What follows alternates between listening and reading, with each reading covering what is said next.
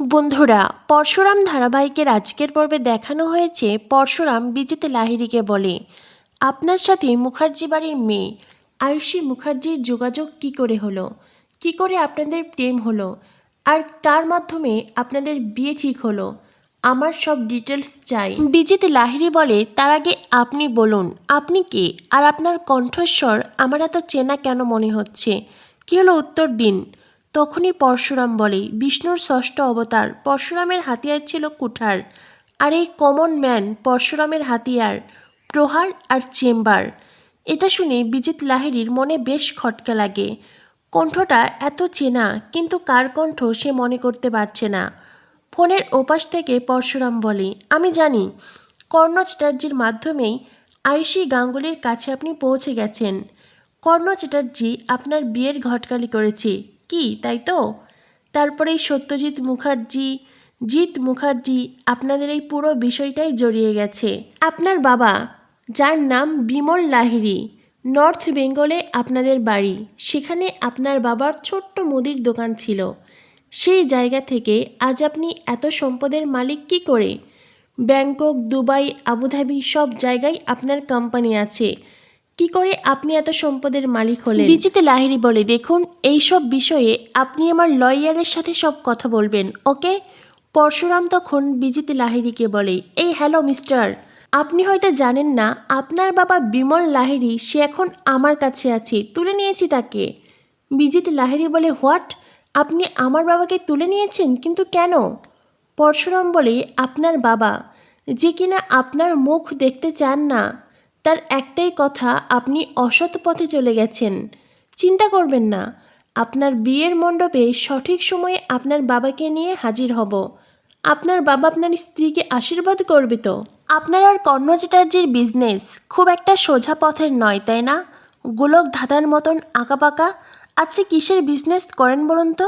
শিশু নাকি নারী পাচার? এটা শুনে বিজিত লাহিড়ী বলে, কি আজেবাজে কথা বলছেন আপনি? হ্যাঁ, এই ধরনের কথা কেন বলছেন?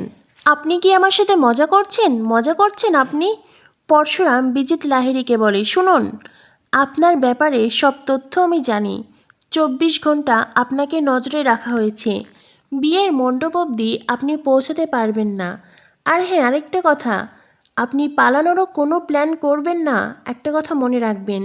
যদি পালাতে চান তো সোজা আপনাকে চেম্বার দিয়ে উড়িয়ে দেওয়া হবে। বিজিত লাহিড়ী বলে, কি বললেন? পরশুরাম বলে, যা বলেছি মনে রাখবেন, পালানোর চিন্তা একেবারেই নয়। এ বলে পরশুরাম কল কেটে দেয়। বিজিত লাহিড়ী আপাতত বাড়ি যেতে পারবে, কিন্তু বারবার করে বিজিত লাহিড়ীর কানে পরশুরামের বলা সেই কথাগুলোই বাজছে।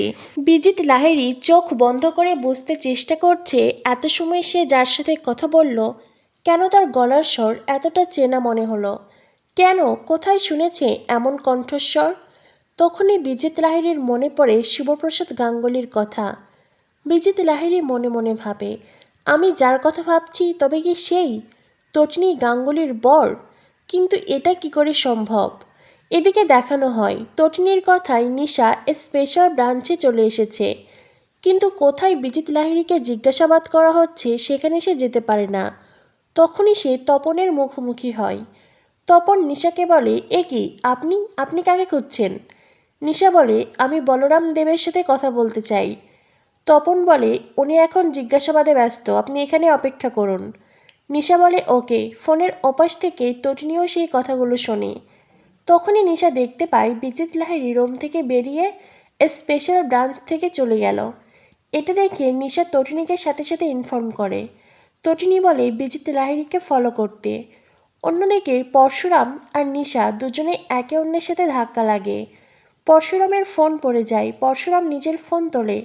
তখনই নিশা ওখান থেকে পালিয়ে যায়।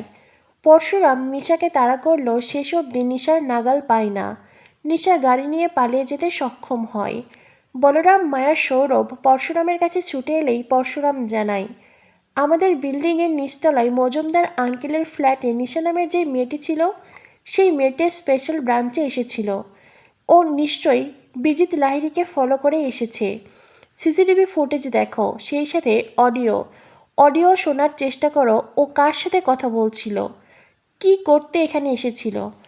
এরপরেই মায়া বলে, বিজিত লাহিড়ী ঢোকার কিছু সময় পরেই নিশা নামের সেই মেয়েটি অফিসে আসে। অডিও ক্লিপ থেকে যতটুকু বুঝতে পেরেছি, নিশা তটিনী গাঙ্গুলির সাথে কথা বলছিল। এটা শুনে পরশুরাম আরও বেশি চিন্তায় পড়ে যায়। বিজিত লাহিড়ীর সাথে তটিনীর একটি কানেকশন আছে। কী কানেকশন, যার কারণে বারবার বিজিত লাহিড়ীর সাথে তটিনীর নাম উঠে আসছে? তবে কি তারা দুজনেই একই র্যাকেটের? এটাই লাখ টাকার প্রশ্ন। এরপর দেখানো হয় নিশা গাড়ি করে আসছে। তখনই তটিনী নিশাকে বলে, বিজিত লাহিড়ী কোথায়? নিশা বলে, আমি যাচ্ছি।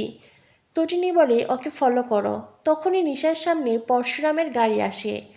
নিশার ড্রাইভারকে মেরে পরশুরাম নিশার দিকে চেম্বার তাক করে। পরশুরামকে দেখে নিশা বলে, এ কি আপনি? আপনি তো একজন সাধারণ বীমা কোম্পানির কমিশন এজেন্ট, আপনার হাতে চেম্বার কেন?